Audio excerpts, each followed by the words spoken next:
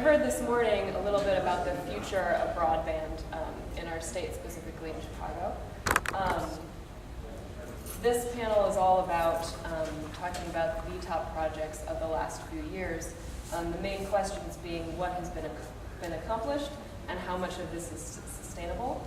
So to talk about these discussions, up first is John Lewis from Northern Illinois University and project director for the Northwestern Illinois BTOP project.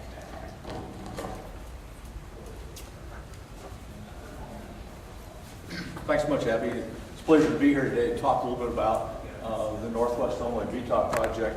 But I thought it might be helpful before I got specifically into the details of the project to give you just a little bit of background on the university and the university's role in broadband over the last basically 12 years.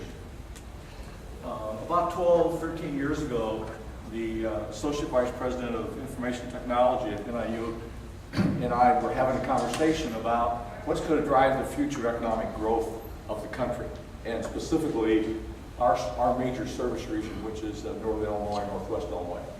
And I'm an economist by background and training, with a lot of experience in the economic development arena. Wally's background was IT. And I think we came to the conclusion at that point in time that the real driver for economic development going forward is going to be information technology. If a region was going to be competitive in the future, it had to be part of that information highway. And that information highway is going to be as important as the interstate highway was when it was developed in the 50s. So we began the process with what we called NIUNet. These are networks that were designed by the engineers in the ITS division at NIU. And NIUNet was developed basically so that we could get gigabit bandwidth to the campus for research. I mean, that was the primary purpose. The secondary purpose was to connect our 4 facilities, DeKalb, Hoffman Estates, Rockford, and Naperville. So that's kind of the reason we developed it. But after we developed it, and given our outreach in the region, we also found out that there's a lot of other units of government that were interested in having this type of bandwidth. The Illinois Municipal Broadband Communications Association was a group of municipalities from Sterling Rock Falls all the way to DeKalb that wanted access to bandwidth. And given the fact that they were all public sector entities, then we helped design the network, we in the sense of university staff, and then we connected it to NIUNet. So now you start seeing the agglomeration of networks and interconnectivity of networks. Then there was a group out of Rochelle in northern DeKalb, northern Ogle counties that were interested in doing the same thing. They created the Northern Illinois Technology Triangle, which again is an economic development. The purpose was economic development, but it also interconnected with the 2 that were already built. In the Rockford, Winnebago County, Stevenson County area, 2 hospitals got together and wanted to create a network between them to transfer information back and forth, to consolidate data storage. So they created Trilight Net, which is an LLC joint venture between 2 hospitals. But again, they saw the value in being part of a broader network. So they interconnected with NIUNet, which also allows them to interconnect with the other 2 networks. And then there was another group up in Western Cook, Northern DuPage, Southern Lake, got interested and formed their own network. And all these networks are interconnected. So that was kind of the background of NIU's involvement from basically 2000 going forward. Then when BTOP came around, the first project that Northern was involved in was the Cal Advancement of Technology Authority. We thought data was kind of a unique acronym. It was tough to come up with the words the data would spell, but I think it turned out okay. This was a network that basically served community anchor institutions in DeKalb County. And again, interconnected with NIUNet and the other networks. And then the mammoth of them all was the Round 2 Northwest Illinois BTOP project, which includes 9 counties in Northwest Illinois. The second big project that Northern Illinois University was involved in was the development of a proposal and design of a network that will serve healthcare institutions throughout the state of Illinois, the Illinois Rural Health Net. This one was funded by FCC, so the money's coming from FCC or USAC. And it was to connect about 75 healthcare institutions throughout the state of Illinois, about a $22 million grant. That project is about 90% complete, and there's about 60 hospitals connected, with about a third of them being operational today. If you take a look at the iFiber and data projects together, you can see they cover pretty much all of Northwest Illinois. The red being the iFiber project, and the green being the data project. Back up just a little bit. When we started developing these, there's an old saying that nothing's ever new. It's just kind of reinvented and modified. And when we started thinking about these and how we wanted to structure them and what the business model was going forward, because we knew they had to be sustainable at some point in time. The government funding wasn't going to be there forever. We really reflect back, and maybe this is retrospect as opposed to prospective, but as I look back on it today, there are really 3 historical events or projects that have kind of driven our philosophy here. You know, one being the Rural Electrification Act of 1936. The whole purpose was to get electricity to farms, to electrify the rural communities where the fixed cost of infrastructure was too high and there wasn't sufficient demand to justify the investment. So the REA was developed. You'll go around the country, rural areas, you still see a lot of REA organizations out there. The interesting thing about REAs is they were funded by the government and then regulated by the government. So rates were set, they were monopolists in reality going forward. After they were created, they stayed as monopolists and they still are today. Another example I think we can learn from is the interstate highway system. You know, here you have public infrastructure building a massive cross-the-country transport system, arguably at that point in time under the umbrella of it's for the defense of the country. Because the whole interstate highway system, the justification for public investment was national defense. And then you have other public units coming and going on that, building laterals into it or building access points to that interstate highway system to start connecting all the traffic, if you will. And then the interesting part of that, from my perspective, and I'm an economist, I'm not an engineer or an IT person, but the interesting thing from my perspective is one of the developments after the interstate highway system and after the public funding went away is the tollway systems.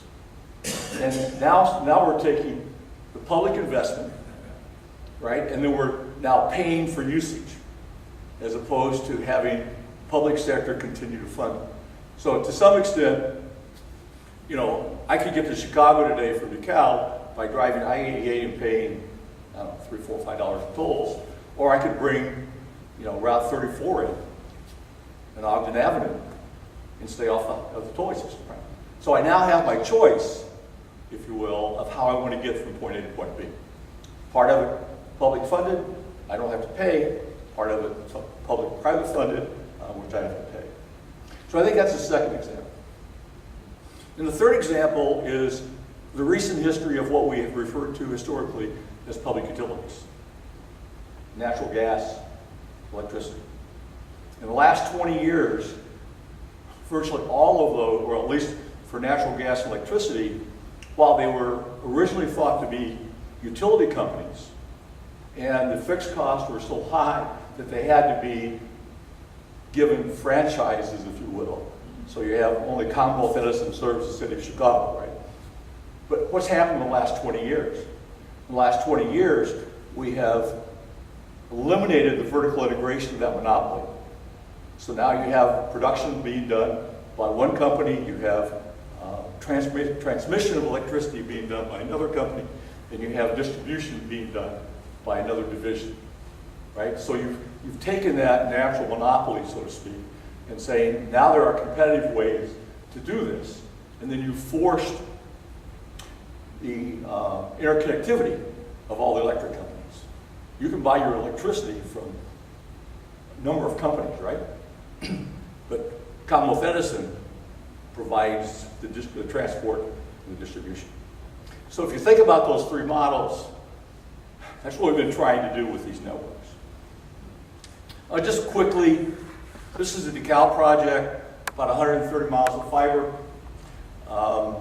Again, the majority coming from BTOP, from local companies.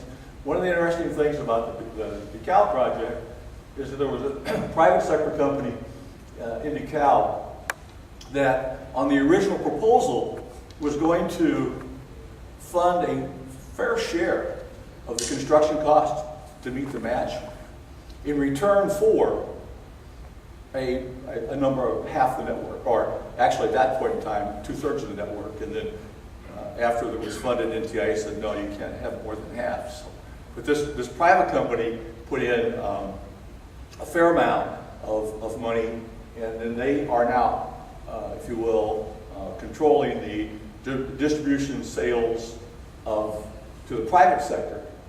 And the data network is working with community anchor institutions to provide distribution and sales to the private sector network. Again, their construction's done, fiber's done. They've got about 80% of their community anchor institutions under contract. They've built out to about 60%.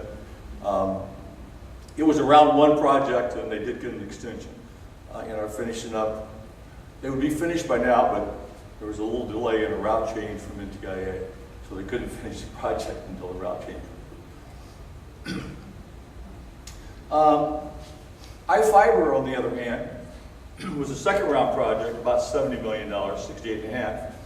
And following, in round one, a group out of LaSalle County, Illinois, a group out of northwest 6 counties, Illinois, Black Hawk Hills, RC and D, and then Winnebago County had submitted 3 separate proposals to BTOP for funding.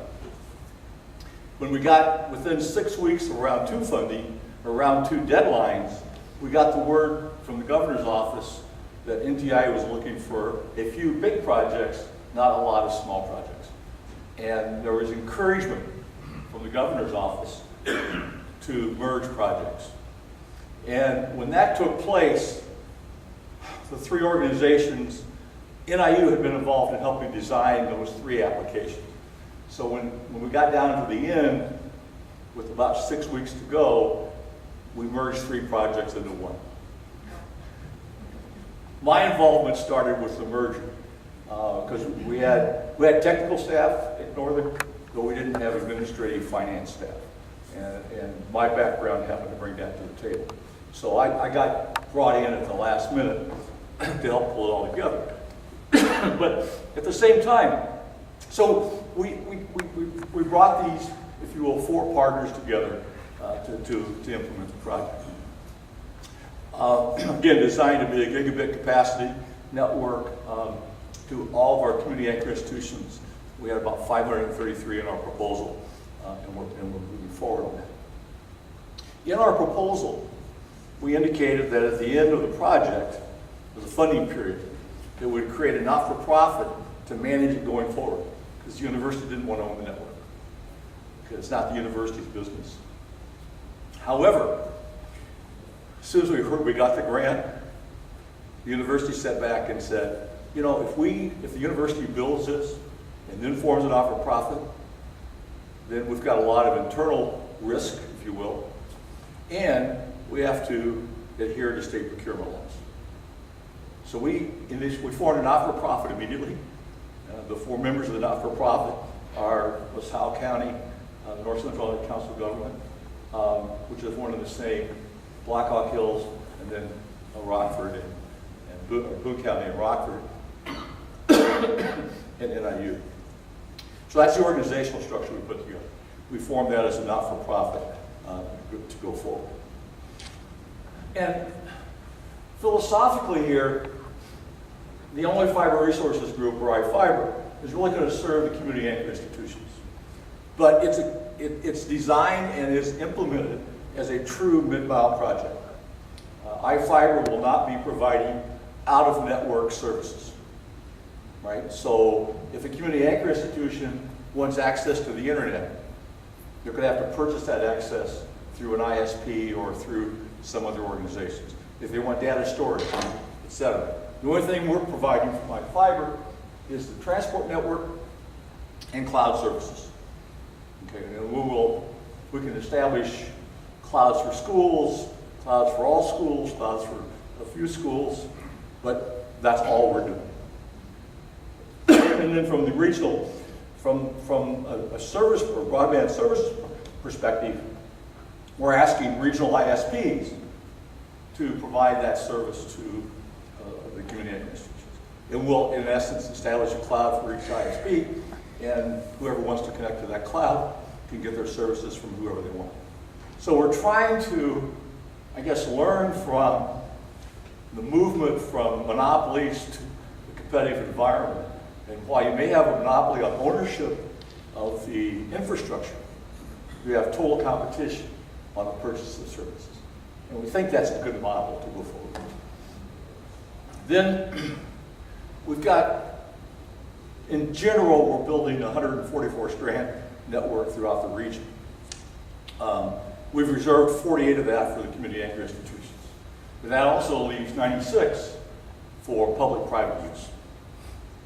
And we have formed a new corporation, a for-profit corporation underneath iFiber that will, iFiber will lease fiber to Only Fiber Ventures, and Only Fiber Ventures will be responsible for working with businesses, residential ISPs that an ISP may want to go to a small town and deliver their services. We'll provide them the transport to do that. We've had interest from ISPs to do that. We've also had some interest from individuals that want to establish a WISP and use our backbone to get to where they want to go and then build out at the end. And then, given the fact that basically iFiber is a public sector group, most of the members of the board are from the public sector, we've chosen to enter into an agreement, professional services agreement, with a for-profit company to basically manage Only Fiber Ventures and to be responsible for the sales, for the sales and marketing and contractual relationships with businesses and residential partners. Crossing our fingers, the model works. In terms of iFiber, we're almost done. Our permits are almost all in. We've got about, actually we're up to about 90% of construction now, and we've got about half of our community anchor institutions signed up. And then this gives you a little more detailed view of the network and where all we're going. The purple is done, the red is wireless, and the green is some work that we're just finishing up. And what we've done is to kind of do an open invitation to ISPs to provide service to our community anchor institutions. And at this point in time, we've not made that restrictive. So anybody who wants to can. Now, I've got a little concern here that if we get too many ISPs, there's not going to be enough market for any one of them to make any money. So at some point in time, we may be a little more restrictive. But as you can see, Aero Group, for example, is out of Freeport. We're working with CenturyLink and Frontier Communications, two incumbents, if you will, who are interested, have not signed the contract yet. But I think it would be neat to have one of those, both of those, in the service network also. So basically what we're doing is giving this to our community anchor institutions and saying if you want service out of network services, any of these organizations can provide it. And you can enter a contract with any or all. We don't care. And that'll be the competitive environment on the service side that we'll be looking at. Interestingly enough, our outreach partners, and we've engaged Black Hawk Hills and the other groups to do the community outreach, they want us to publish prices for everybody. And we've been staying away from that because in reality, if you go to any one of these, you can cut a deal. So really published pricing doesn't mean anything. And quite frankly, several of these would not participate if we had public pricing. So we're just providing them contact information and telling them to go have fun. So if you take a look at NIU's involvement over the years, we'll have about 2,200 miles of fiber optics in Illinois that we've designed and participated in construction and management of. Over 750 community anchor institutions, 10 counties in northwest Illinois. And our network today is 1 gig to all customers with 10 gig capacity. And I think within a year, we'll probably have 100 gig capacity. Because, I mean, once you have the electronics there, upgrading it is a cost, but it's not a significant cost. So, as we've been building the network, we've also been thinking about, how do we deploy this? What do customers in the region want? So, we worked with Broadband Illinois, or PCI did a survey of people in Northwest Illinois, community anchor institutions, in terms of how they're currently using the network and how they'd like to use it, what their challenges are currently. There's been a regional effort to coordinate stakeholders and work together. I'm running short. Okay, I'm just going to go through some of the results of the surveys, but basically it says what you would expect. A lot of our community anchor institutions are currently using T1s and T3s. To some extent, they become cost prohibitive. They can't expand because of that cost.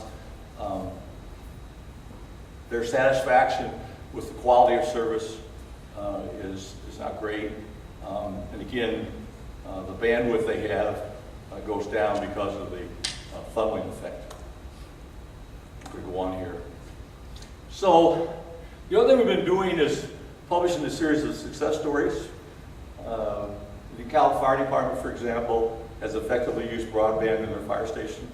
So we published a case study about how fire departments or emergency response units can effectively use broadband. We've done a story on schools, certain schools, how they've effectively used broadband. The one customer that we thought would be really anxious to use the university, to use broadband is the university. And the university's been, from my perspective, the slowest to respond. Okay? They see the need for it, but when you talk to people on campus, they don't yet know the potential of using it. Right? They look at it as distance learning, and that's it. Okay? Really.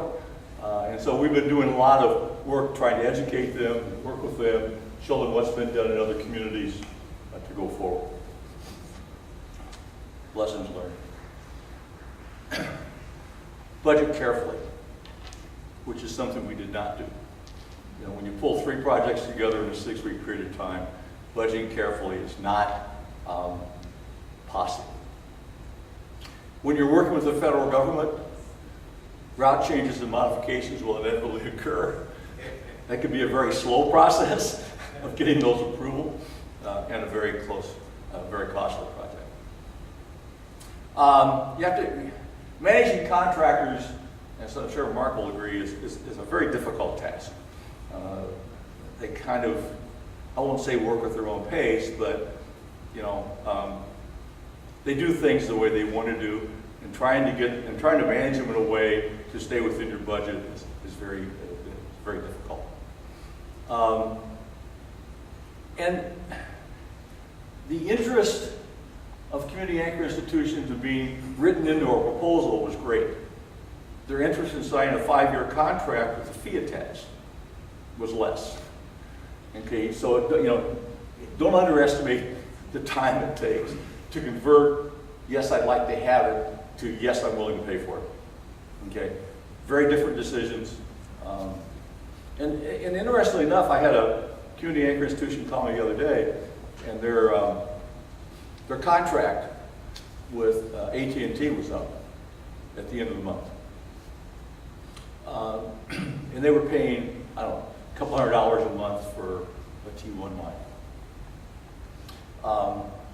AT&T's proposition was you re-sign up for 5 years, or your costs go up to $1,000 a month if you want to go on a month-to-month contract. So now how do you adjust for that? How do you convince them to pay $1,000 a month for 3 months in order to get your service going forward?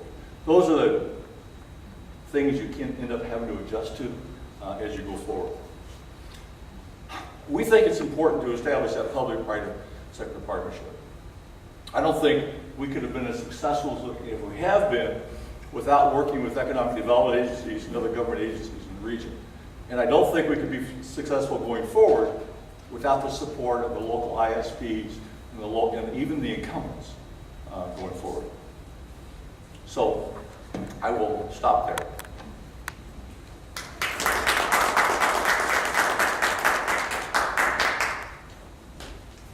Thanks, John.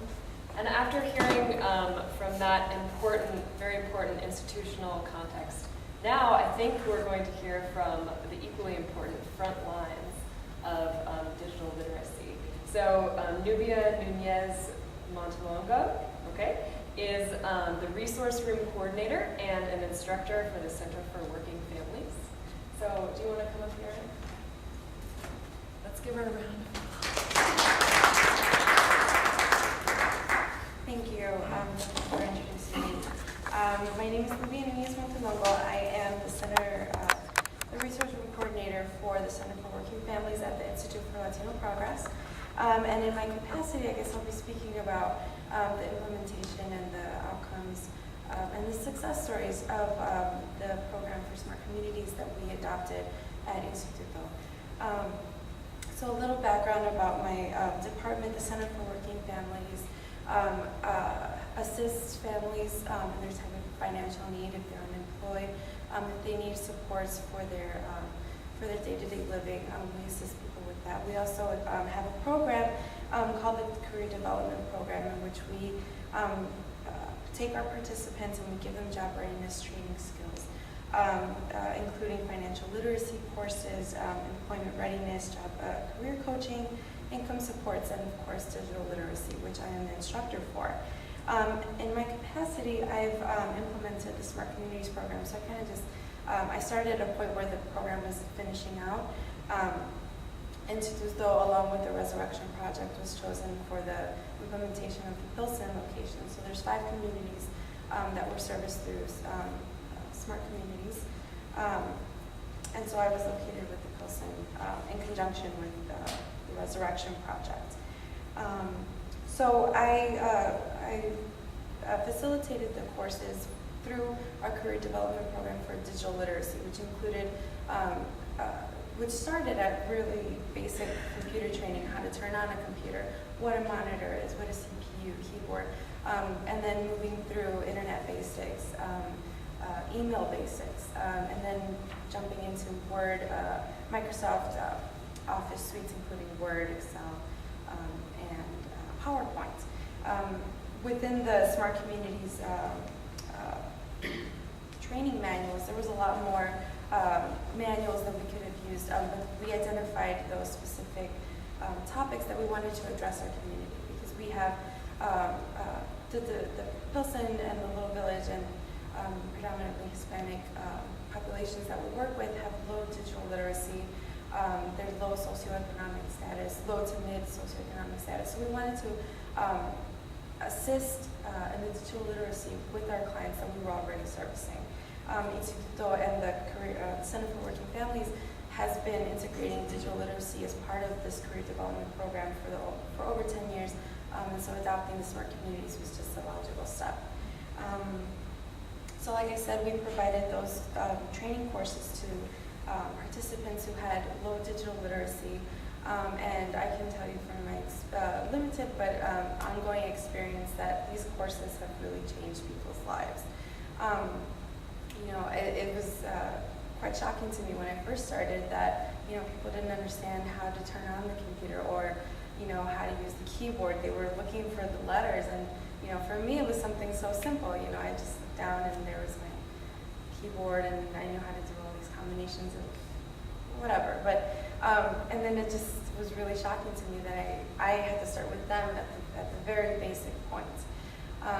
And there were struggles, getting the terminology correct, and especially since our program, the career development program, is a bilingual program, majority in Spanish. So our instructors have to, be very fluent in Spanish and be able to translate all of this information that's readily available in English into Spanish format, and then culturally competent, right? So we make it our best effort to apply these skills and these trainings to their daily lives, and that's how we've been successful, and our clients and our participants have been successful in adopting these ideas into their lives. The majority that I can speak of is on behalf of my clients, my students. They are, they come into the program not really knowing what they're really going to get out of it. Some of them are really scared, and they've really expressed that part. The fear of even touching a computer is really something that holds them back from venturing into the internet, venturing into turning it on. A lot of the participants throughout the cohorts that we've had for the program have expressed that they do have a computer at home. So they have access to that technology, and some of them have access to the internet, but the fear, again, is what prevents them from actually venturing into that forefront. So when they start the program, they have a certain level of anxiety. They're kind of hesitant to ask questions. They don't know what kinds of questions to ask. They don't know what's appropriate. They don't want to ask a dumb question or seem like they really don't know. But you get down to their comfort level to say it's okay to not know what a computer is, to not know what the internet, what an email is, right? And I've had clients ranging from 18, which is the age that we accept people into our program, ranging all the way through 70 plus. So we have people who are really interested in this technology and how to use this technology, how to use a computer. They want to apply it to their lives, and they come to programs like the ones that we have at Instituto and the Smart Communities program to find that information. However, the Smart Communities program started phasing out last year. The Family Net Centers portion, which is the one that I was the manager for, phased out in January. We had another program, the Business Resource Network, that catered specifically to businesses, and through our capacity at Instituto, we help local businesses in the Pilsen area have access to internet, have access to computers, and have access to that technology and software that was relevant to their businesses. That program phased out in September. However, Instituto saw the demand that was coming from our clients, and so we decided to continue to find funding to resource it through December. So the BRN, the Business Resource Network, phased out officially in December. Through that program, we actually gave out, at Instituto, we gave out 11 desktop computers to local businesses. So now they have the capacity to log online, have track their sales, their payroll, whatever they need, they have that capacity now. through the family, through the digital literacy component, the Pilsen area was tasked with distributing, I think it was 250 laptop computers, netbook computers. So they were kind of small, but the demand for that program was extremely high. I was when I started in the position, I was tasked with distributing about 87 of those computers. And so I had no problem finding people who wanted these computers. The qualifications to receive this computer obviously were to enroll in the trainings and have a certain amount of hours in the training to be eligible for those computers. And the other component that I really appreciated was that they were specifically for Pilsen residents, right? So you had to live within the borders established through smart communities. And I think that really addressed that digital divide in that, we provided these free computers as key component to access to technology free. And, people were super excited. People were, they wanted to stay late. And then what was really encouraging for myself and from my department is that they wanted to keep coming back for our services. So that was a really great return on investment, I guess. So the Family Net Center portion of the Smart Communities phased out in January. But again, Instituto saw the outcomes, the support, and the drive that people had to come back to these to our courses for computers. We had people identifying our program, the career development program, but just, hey, I just want to take computer courses. So we know that there's a demand out there, and we wanted to address it. So we officially incorporated the resource rooms, the functions of the resource rooms, and these digital literacy courses into our program. And so now we are working on a modified curriculum that we've driven from our educational model, from instructors in IT that we have at Instituto, along with the manuals, the training manuals that we receive through Smart Communities. So we're developing a integrated curriculum because, the Smart Communities manuals address the really basic needs, right? And so the educational model that we were using goes really, it's more of an extended program. So they start at they might just be focused on Microsoft Word and then just go through the entire program of Microsoft Word and not really address the entire scope of basic digital literacy. Yes, I can tell you that lots of our clients are really excited when they get home. Even after the program, they'll come visit our resource centers, which is, we have computers readily available, internet ready. We have various software that they can use. They're open to the community, so anyone can come in, print, and have those resources available that they might not necessarily have at home. And so we see our clients come in on a regular basis, even after their program, and I sent you an email, did you get it? And it just leaves me shocked because it's really exciting to see students get to that point. Even I've had people cry and say I've just been so frustrated with technology. It just moves really fast, and I don't think I'll ever catch up. And it's this psychological nurturing, I would say, that it's okay. Technology does move really fast, but you shouldn't feel like you're going to be left behind, and there is a way to get on that bandwagon, even though you're at a certain point. Currently, I'm in the process of working with a small committee through LISC that we are developing a skills inventory where we would present it to clients who would like to take digital literacy courses, and I'm working with a team of from the same pool that was working with the 5 communities for the Smart Communities, and so we're pulling our knowledge, our experiences into this skills inventory, so that when we present it to our clients, they're able to identify what level they're at. So if they're at a really basic level, we assess them on basic things like, do you know how to turn on a computer? Do Do you know what a mouse is? Do you know how to click? Do you know how to double click? All the way through, do you have experience using Microsoft Word, Excel, PowerPoint, other programs. So we're in the process of developing that and hopefully have it implemented into our various and wide-ranging programs within the next couple of months.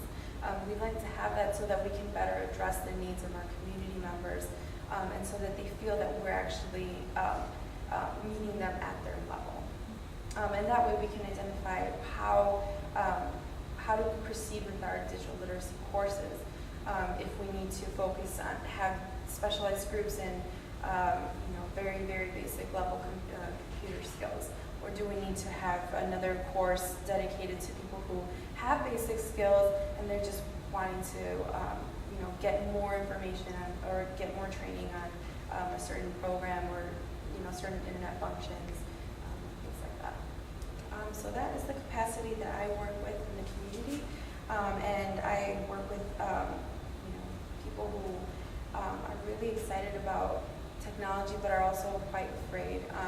I work with people who have jobs in manufacturing that have no use for computer, or to this point have realized that they have not had a great need for technology in their lives. So when they come to our program, they start realizing, okay, maybe there is a reason for such technology. There is something that I can benefit from using technology to my advantage. That's it. Thank you.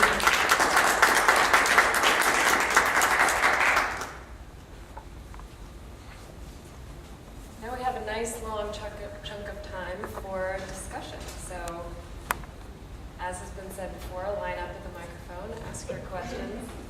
Let's talk about how these interact.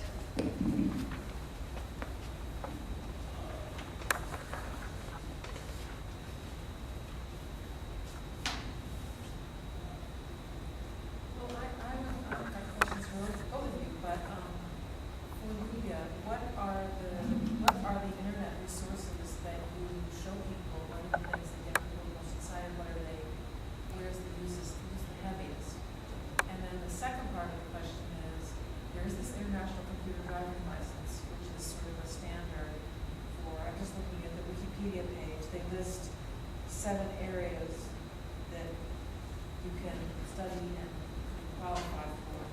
Concepts of IT, using the computer and managing files, word processing, spreadsheets, databases, presentation, and web browsing and communication, which is huge.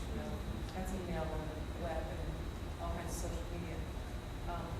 But what is it that people want to do the most? And this is really an interesting question for those of us that are monolingual English, because resources may be very different. Should I speak towards the microphone? So the majority of the clients that I have come across are really excited about internet searching. So that would be Google, Yahoo, Bing, and differentiating between what the different capacities are, I would say. They're really excited to look up things such as, basic everyday items that they don't have to go to the store and find out at the store. I would say that email is also really big because of the fact that the majority of people I work with are looking for jobs. And so they've come to a point where they are directed to a computer instead of filing or filling out an application at the position or at the office that they're trying to apply for. So they see the need that they've been turned away in that aspect, and so they don't know exactly the process of submitting an online resume, applying online. So that's kind of what drives them to these to our courses. So the need to find a job, and then the need to be ready to find a job and to apply for those jobs. So does that answer your question? And the second part, I think is extremely interested in finding out how I can get that certification integrated into our program, because the other thing is that I work with people who have very basic education, if at all. People who have worked 20 years in a manufacturing job and have no other skills but assembly. So any certifications, any programs that they can take advantage of, especially if they're free or if they're low cost, is extremely attractive to the population that I work with in our community. Hold on, I have a question. On one of your lessons learned, I saw that you said that to separate commercial business from community anchor institutions in Urbana. Can you elaborate a little bit more about the difference between the two and why the separation is a lesson learned? Well, I think part of it is philosophical. The community anchor institutions are basically government entities, not-for-profit organizations, those organizations that are providing a community service and are serving the broader community as a whole, where the commercial organizations are in the business of making a profit, granted providing goods and services to make a profit. And so we thought those are two separate markets and you need to segment those out. So I think philosophically that's why we did it. Philosophically, I think the pricing structure for those two different types of organizations should be different. And our hope is that the commercial, quote-unquote, side of the operation will, over time, actually help subsidize the public sector part of the organization so that we can continue to provide even lower cost services, bandwidth and services to the public institutions, in essence, with cross-subsidy from the private sector. So I think, and quite frankly, probably the third point driving that decision is the emphasis or the aggressiveness on some incumbents of challenging the whole public technology infrastructure investment. And our thought was, if we don't compete with them, how can they argue that we are competing with them a little bit, but in reality, if we allow them to use our network, if we can reduce for a local ISP, if we can reduce the cost of bandwidth by 25, 30, 50%, simply because they can use our network to get bandwidth, don't have to buy it from somebody else, then that helps them on their business model and helps them serve more household businesses. So I think that from a market segmentation perspective, they're two very different markets and need to be treated separately. I'm particularly interested in your work with public libraries across this wide area. There's so many of them in this exurban, suburban. How has that unfolded over these years? Even if you go back to the very early days of the turn of the century, especially in recent time. Right, and that's a very interesting question, Katie. The public libraries have probably been the most challenging for us to get signed up for the network. Many library districts, especially in rural areas, don't have very large budgets. So the first obstacle is, what kind of pricing structure can you put in place to really help them? And surprisingly enough, in a lot of small towns and a lot of rural communities, they haven't got to the point yet where they have computers in the buildings. And so there's still an education process in these small towns and small communities about libraries being a community resource that goes beyond books. And it's been a real challenge to get them involved. We end up reducing our pricing structure to the library substantially in order to get them involved. And I can't tell you the number. We've got a number of libraries that have signed up to be part of our network, but it's been the most challenging environment. I wish I could explain it. I don't know that culture well enough, but it's been really difficult to convince them of the value of having broadband within the facility. The national statistics say that 99.5% of public libraries have internet access, which you would say, okay, they have computers, they're providing it to the public, but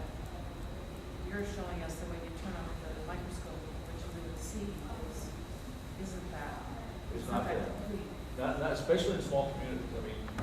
I mean, we're working with libraries in towns of 500 to 1,000 population. And those are the ones that are really very, very difficult. Even to say, and a lot of them are not even willing to pay the cost of a DSL line to the library. So they're still, I hate to say this, but they're still using dial-up modems to access the internet. So that's it's been a real challenge. But then, are you differentiating somehow in those numbers? It could be that the libraries do have internet access, but not public. Right. A lot of them do have internet access, but it's for their own internal operation. It's not for public use. And so their education element would be to educate people that there is a resource. I think something could be said for culturally relevant as well. So in my experience, I have to relate technology, and tie back how technology is going to work in their lives. If they're working as a minimum wage job, it could be that they wouldn't need to use a cloud service. Or even do basic internet research when they can just go to their local store. So I think tying it to some point, anchoring it to some point in their lives, culturally sensitive, culturally relevant. It seems like that, or in my opinion, I think that's a really good approach because when you were saying small towns, I can imagine that they haven't had that much of an interest or need for that kind of technology, so they wouldn't make it a demand as much as say our urban landscape. We use technology all the time, and it's readily available, and it's becoming even more readily available. So we are definitely in greater use and demand for it.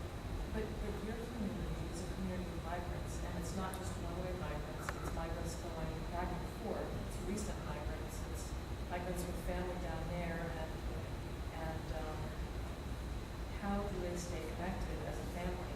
Or That's one of the other. because it would seem that isn't one of the applications that you mentioned. But you said email. You did say email. We said yes, email. But it's voice over IP or video conferencing, they would really. Yes, If it's Kinsey Maritime and your grandmother's in Mexico, Right. she wants to see you in the dress. Right. She doesn't want to get a card. No, absolutely. That's one of the ways that I've been able to attach technology to their lives.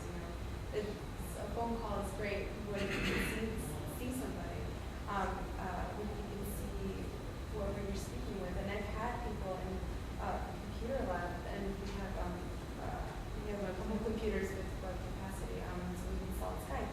I can't tell you how excited someone was to see their long lost relative that they haven't seen in years, and it was just emotional for everybody in the lab.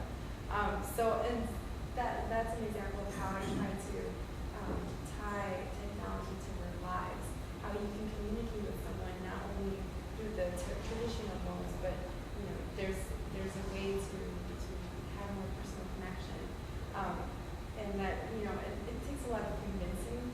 First off, because they know the program, they know Skype, they know it's there, they just don't know how to use it. They don't know what they need to do to be able to use it. And for them, it's that fear of first turning the computer on.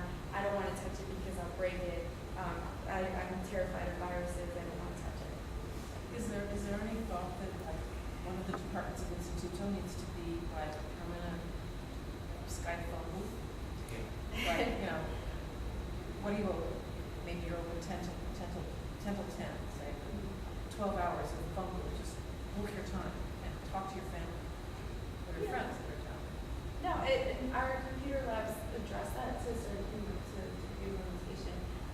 Finding being the most obvious, but we offer that service, and I know that various other organizations that we partner with and we communicate with have that capacity as well.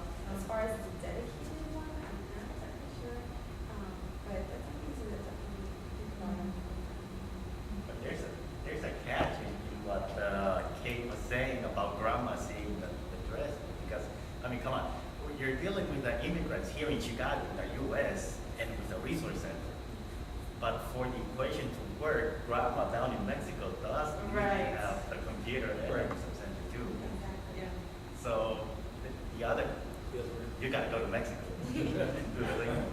got to trust someone in New Mexico to have that technology and know how to use it.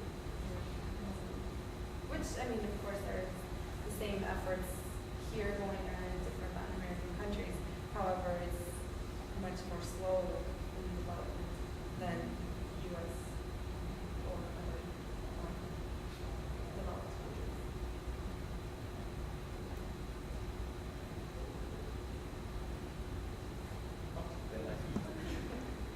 Just exploring ideas, okay? When you said that the pricing scale is different with for-profits and non-profits, but the one doing the pricing is basically your for-profit arm. Is that correct? Well, you're right, I mean, but it's the for-profit arm that's doing the pricing for the for-profit, but I think that's only for transport. The real issue, I think, is that we're using the for-profit sector to provide all services. So even to the not-for-profits, we're not providing them access to the internet. We're not providing them, VoIP. We're not providing any of those broadband services. Those are all being provided by the private sector. So the intent there is to make sure that we're actually augmenting the private sector. We're giving them the opportunity to actually reduce their cost of delivery services by working through what public infrastructure that we've been fortunate enough to build. Now, the agreement we have between our, given the fact that the for-profit company is a wholly owned subsidiary of the not-for-profit company, the not-for-profit board reserves the right to approve prices being charged by the for-profit company. So we are maintaining some control over what that for-profit company charges for transport services. So it would be conceivable, it would be allowed that, say, if you, as an economist, you work the numbers and you figure out that the ISPs can, since you're reducing the cost of the ISPs by 20%, yeah. Would it be allowable for you to say, since your cost is 20% less, you gotta charge 15% less to these fellows? That, given the model we've developed where we have multiple ISPs, I think that'll take care of itself, right? I mean, I still believe in competition. If you got 4 or 5 different providers of a service, I think competition among them will drive the price down to a competitive level. So the answer is yes, but I think we're trying to walk that fine line between monopoly regulation and competition. And I'm not sure we have it right, but we're trying very hard to walk that line. I mean, the biggest surprise I've had in the last 18 months was one of the largest incumbents inquiring about how they can become part of the network. And from my perspective, that's what I'd like to see. I mean, can we help for example, can we increase the access of 4G into rural neighborhoods, rural communities, by providing cell backhaul for the company, right? Because I mean, their biggest problem with taking 4G to rural areas, the wireless doesn't have the capacity for the backhaul, and it slows them down. So if we can provide backhaul to those companies, then they may be able to afford to take 4G into the small communities. We've had examples of wireless companies, for example. There's a small town in northwest Illinois that we were hoping to be able to provide fiber to the community and serve the school and 2 businesses that are in town. And that's it, there are 2 businesses in the town. It so happens we're not going to be able to do that.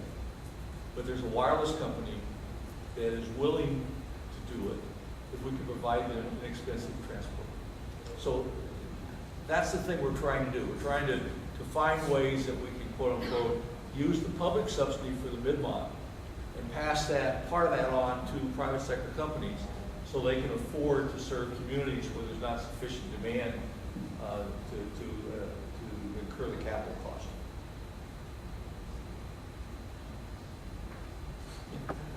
I have a comment about Grandma seeing you in the dress. Because yesterday, David Finkel from Youth Technology Corps had a very stunning example of taking some of the students involved in his computer club who basically constructed some computers, 5 I think he said, and took them to Mexico. And not only did they extend, technology to that community in Mexico, he also talked about the impact it had on the lives of those young people here who had to learn, who had to teach, and so on. And so it might be that, you're doing something similar where you take some of your advanced students, and he emphasized students, and not, students because of all the obvious reasons. But it might be that kind of possibility would have an impact when we're talking about how we get immigrant communities involved in these kind of programs. And so he presented yesterday, Dave Finkel, it's in the program in the stream. So you can go back and look at that and hear the details, and his email is in the bio sketches, and you can be in touch with him and talk about how that works. And the general point I want to make is how important it is for us to make sure that we are accumulating ideas and best practices that come out of these discussions and replicate them, and then come back next year and talk about, kind of what we learned and how that might be rolled forward in the future. Ron Bailey from Afro Studies in Champaign. And he has really great resources, right? So camps, you just take a group of people there, he'll give you the computers to refurbish, right? They spend time refurbishing the computers. So there's some really, it's not just like an idea of, we could take kids to Mexico. Like, there are resources there that he has to make it a reality. So yeah. And invited people here yesterday to consider sending some young people to his camps that pick up later this month or next month over the summer. In July. In July. I can definitely see the interest that organization like Instituto would have, because we also work with, we have two charter high schools working currently that are in the community. So we have a lot of our students in our high schools that have, parents in different countries, or, even relatives, first generation migrants here. So we definitely, that would definitely be a great experience. I'm here from DC, where we have similar things not happening. And one of the things that is contributing to that not happening is that you have these different funding packages that are kept very deliberately separate from the skills-based training and adoption and the infrastructure. And so I'm wondering if you can speak to any intersection that you see between the effort to develop more infrastructure and the effort to build more adoption and skills training, whether there is a desire for a specific kind of program that would facilitate adoption or training, and that helped bring the demand to the table to get infrastructure, or the other way around. As I mentioned earlier, I think one of the disappointments that I've seen is the limited use of the network we're building by the university, and the slowness of getting the university to understand how this network can be of value to them and how they can meet the needs of the region around them better by using this network. I think what we're going to try to do in the next, I think it's late September, October, is we're actually going to do a kind of a one-day best practices workshop on campus. Because I think it's not only, I'm not sure all of the customers, if you talk about schools and libraries and fire stations and so forth, I'm not sure all the customers know how to effectively use. They may know how they want to use it today or how they might be able to use it. I'm not sure they understand effectively how valuable it could be to them. So we're going to bring our community anchor institutions together early this fall and have a one-day best practices workshop, talk about how is this being done across the country. What are the best practices? What are some cutting-edge uses of bandwidth? And then from that, hopefully then have a follow-up meeting with our own faculty that's saying, here are opportunities for the university to move out. big problem there is in higher education in the state of Illinois and across the nation right now is there's not a lot of flexibility in budgets. So faculty are saying, well, I'm more willing to get involved. What are you going to pay me extra for doing that? So, I mean, that's always a hurdle you have to get over. But we're hoping that the university will make that commitment and say, yes, we have a commitment to our region, and we're going to be out there and start helping people not only do better at what they are doing, but also be prepared for the next generation. In terms of the intersection, I think one of the programs that I've seen that I've been impressed with is a program that has taken some of the BTOP projects and some of the infrastructure projects we put in place, and then developing programs within senior citizen housing to train the senior citizens to use the bandwidth once it becomes available to those buildings. And that's been a very successful program. It's been one that I think there are like 8 or 9 facilities in Chicago and Northwest Illinois that were involved. And it was funded, it had funding from the federal government to implement. But they're going to places that have increased bandwidth due to the infrastructure program, and then training the senior citizens on how to use it. I guess I can speak to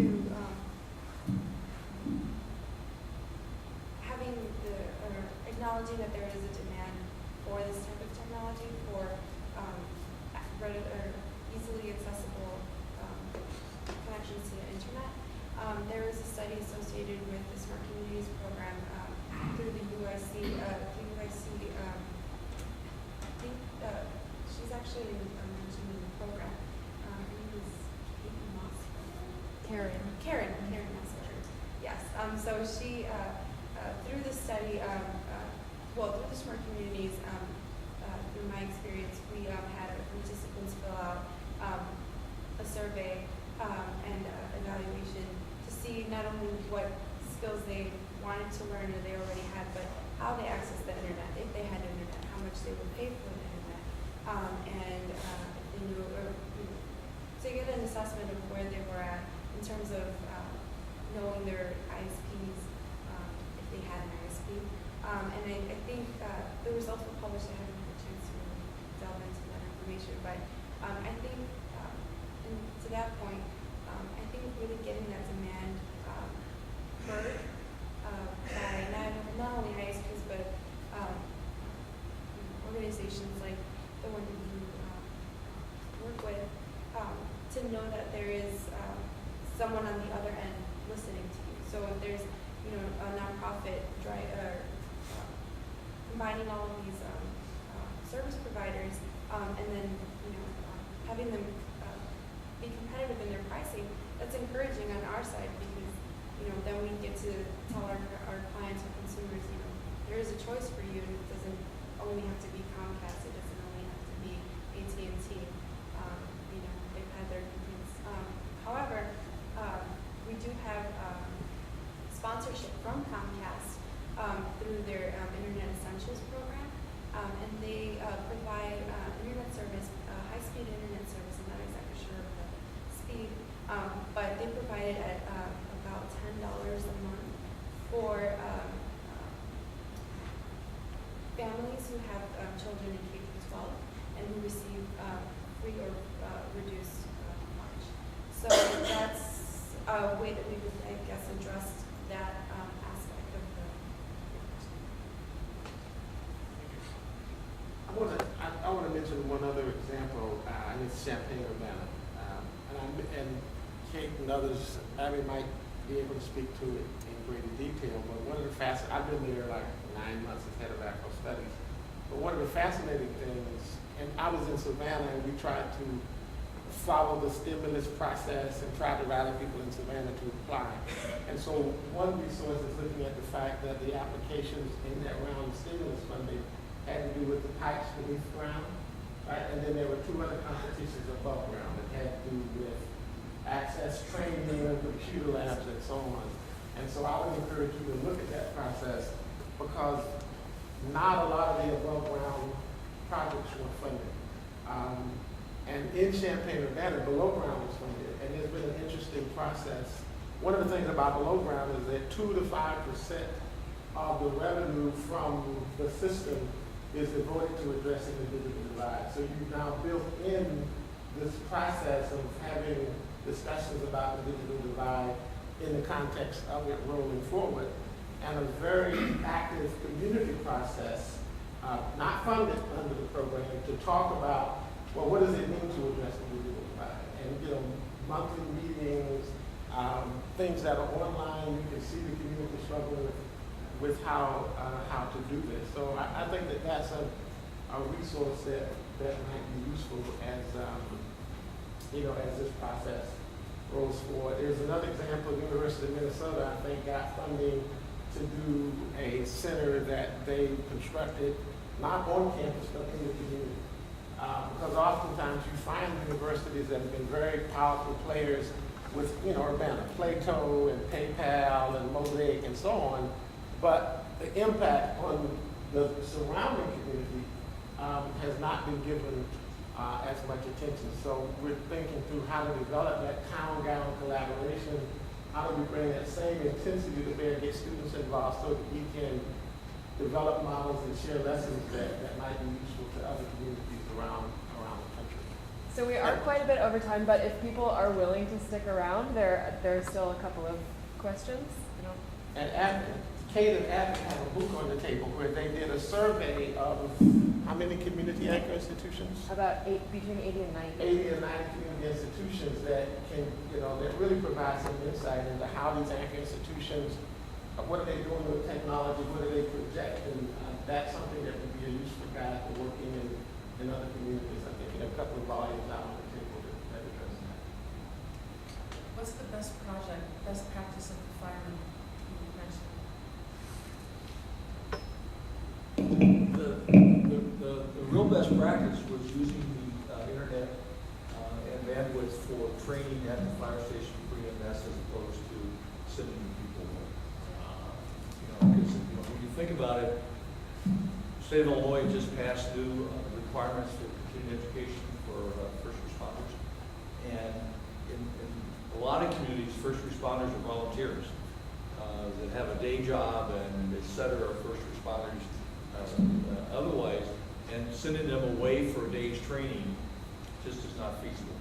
So, but you can, with, and you don't need gig bandwidth, but with bandwidth of 10 or 20 megabits, you can actually have real-time training that would satisfy the continuing education requirements and also reduce the need for travel and lost time to the first responders. The first responders are always family and neighbors. That's true. I was thinking a more technical term of how we define first responders. I know, but that's part of the con. Yeah. We rely on ourselves. Right. Every crisis, Katrina, Boston, it was the person next to you, it was your next door neighbor, and we're losing that sense of community by relying on these others. And the others have budget cuts, and they may not show up. I just had one comment before we shut everything down. I actually work with a nonprofit organization, Lubia, and I actually manage Eliminate Digital Divide grant, and it's statewide. My particular role is to work with community colleges and specifically libraries in rural Illinois. And I actually manage the Microsoft IT Academy, where we provide Microsoft training for all Microsoft products in the Microsoft library to public libraries up to advanced certification. So, I mentioned that, a lot of the barriers that you mentioned is, access to bandwidth, things like that. But one key component of getting this technology and this training to the libraries and to the community colleges is that there's a function within the academy that allows them to download the training offline if, for instance, if their bandwidth is metered, which in some cases they're using the huge satellite or they're using some type of mobile broadband where that connection is metered, they're actually able have access to this training. Now, most libraries that I've gone to, from Palestine, Illinois, to Hainer, to Granite City, you know, a lot of these libraries, most likely the only facilities in, you know, other than the fire station or the community college, which may be literally 10 miles away, have some form of, you know, community technology centers that we support through this grant. And, you know, through that minimal bandwidth, like you mentioned, Internet Essentials through Comcast, and I think it's the same branding with Connect to Compete. You know, there's some type of Internet Essentials for $10 a month for folks who want to have it at home. But a lot of people, like in general, the same community, they come together, they coalesce around the libraries, and through that, through the librarian, we're able to provide access to more than 3,500 courses under the Microsoft umbrella, and it's free of charge. Fortunately, we've been able to renew the academy beyond the end of our grant, which is ending in June, so that we're going to try our best to continue to provide this no-cost access to online training. And it's online, it's self-paced. You know, they can start at the library, finish it at home, or start at the library and finish it at the community technology center, the local community college. But it's one of the ways where they want the training, they want access to the training. The first responders, of course, want access to it. I'm getting questions now that the new GED test include digital literacy. Part of the packet that, you know, we offer through Microsoft Academy offers digital literacy, and they're wondering, you know, how do we jump on board? You know, we have limited bandwidth, and you know, working with other partners, PCI, and you know, we try to figure out where that bandwidth is and when it's coming to that. But you know, the adoption is there. It's there are some bumps in the road.